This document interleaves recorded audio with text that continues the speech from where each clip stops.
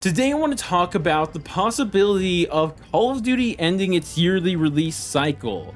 And this is something that we've talked about in the past. Well, people have, I haven't. But when they do, they never really talk about it serious because it's just people who really don't have any influence over this. But that all changed with two different things happening.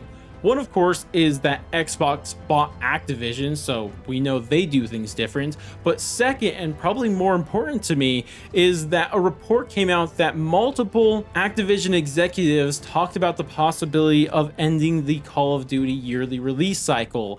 And this is when it got serious, and this is exactly why we need to talk about it, because the idea of ending a yearly release cycle, people just think is an automatic good thing. But to me, I think that this could be a great thing for Call of Duty and the studios that make their games, but it also could be absolutely terrible and possibly even worse than what we currently have. And that's why I'm here to tell these studios exactly how to develop their games and how to market them. Even though I have no idea how to develop a game or market, but I'm still here to tell them how to do it because, that's how things work on YouTube. So what is my grand idea that's just going to make Call of Duty that much better? Well, what it actually had to do with is the cycle, because I think what a lot of people think when they get rid of the yearly release cycle, what they want instead is replacing the yearly release cycle with an every other year release cycle, which sounds good on paper, but when you spend any more time thinking about it, you realize that it's honestly not that much better than a yearly release Call of Duty game, because the major problems with it is that, let's just say, these development studios will still have a set schedule for when they have to release their Call of Duty game. And sure, they'll have that extra year, but sometimes that extra year doesn't mean the game's going to be perfect by any means. So what this means is that these Call of Duty games could possibly still be launching in a state that is just incomplete, whether it be content or just be broken, because they don't have the freedom to delay their games when you're in a cycle. It doesn't matter if it's a 2-year cycle or not, you do not have that ability because you have to follow that cycle, because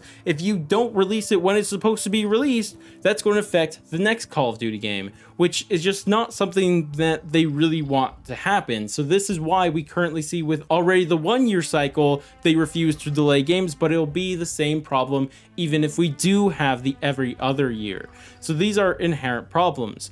But even if you ignore that and say, well, they have the extra year, they should figure it out, honestly. Well, fair enough, okay, if you think that, whatever. But another major problem that I think is inherently wrong with the Call of Duty cycle idea is that, let's just say a Call of Duty game comes out that you absolutely love, whether it be you're a player who really liked Modern Warfare 2019 or someone like me who absolutely loved Black Ops 3.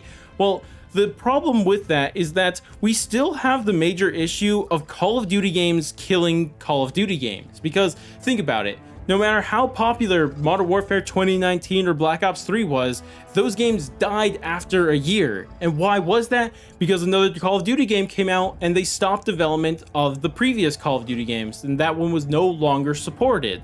And this problem would continue in a 2-year cycle, because if we have that 2-year cycle, sure, we'll have 2 years of support for one Call of Duty game, but once that second year's up, we're done. The game stops being supported and they move on to something else, which again, to me, has that same problem with the cycle. And this kind of brings me to the point that I've been trying to get at, that I honestly think that we shouldn't have a Call of Duty cycle, period. It's bad, it's not good, it forces the developers in a terrible place, and it doesn't let the developers and the players enjoy a game that is actually good for as long as that game is actually still popular.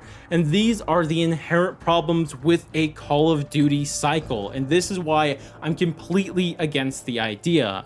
And instead, what I believe they should do is just let these developers do what they do and make their video games. Let them release the game when their game is done. Don't make them release their game when the schedule says they should release their game. Let them release their game when it's finished, so we can have a nice polished game when it's done. Of course, there are some exceptions when you do have to push the studio, but those are quite rare.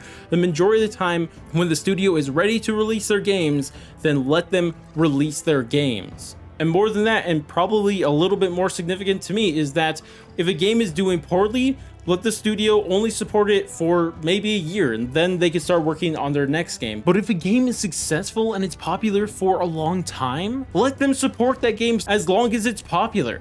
What is the harm in that? Just support the game that is popular instead of rolling the dice and hoping that their game after that is going to be popular. And this is something that, again, rings true so much to me with Black Ops 3, because Black Ops 3 was such a good game for so many people, but the development was cut off for it when the next Call of Duty game came out and completely killed that game. And sure, you may point out Zombies Chronicles came out, which is honestly more to my point, because when Zombies Chronicles came out, that became the most sold DLC on PlayStation ever. So this is more proof to the idea that you should just support popular games for as long as they are popular. And this is my main reasons why I think we should just dip on the idea of the whole Call of Duty cycle, no matter how long it is, because without it, Call of Duty developers don't have to worry about a scheduled time for when a game is supposed to come out. Instead, they release the game when it's done. And more than that, they could support a game for as long as it's popular. And these two reasons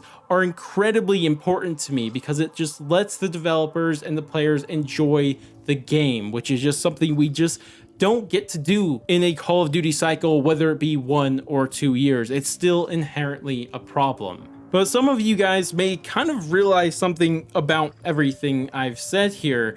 And you guys may have realized that when I'm talking about this, I kind of sound like I'm just not talking about Call of Duty at all anymore. And maybe that's just kind of what I'm overall getting at, because honestly, what I just would love to see in a perfect universe, in my perfect universe at least, I just love to see Treyarch, Infinity Ward, and maybe even Sledgehammer Games just drop the Call of Duty title off of their games entirely and let them just work on their own games. Whether that just be Black Ops, Modern Warfare, or something completely unique, just let them work on their own games and stop tying these games together, because they're unique studios doing something entirely different from each other, and I just don't get why they are tied together, because them being tied together, whether it be through the cycle or something else, it just hurts them. I just don't see a major benefit through this. Now, of course, that probably won't happen. They'll probably still be called Call of Duty till the day I die, but hey, a man can dream. But overall, that's what I wanted to say. I love to hear what you guys think about this. Do you guys think that you know, this is a good idea to drop any idea of a Call of Duty cycle, period? Or do you like a Call of Duty cycle and disagree with me? I'd love to hear your thoughts and opinions down in the comment section below. But that's going to wrap it up for this video. If you guys did enjoy the video, definitely do all the normal YouTube stuff, like, subscribe, bell, share, and all that great stuff. But I'm going to go, and I'll catch you guys next stream, video, or whatever the heck it may be. And laters, guys.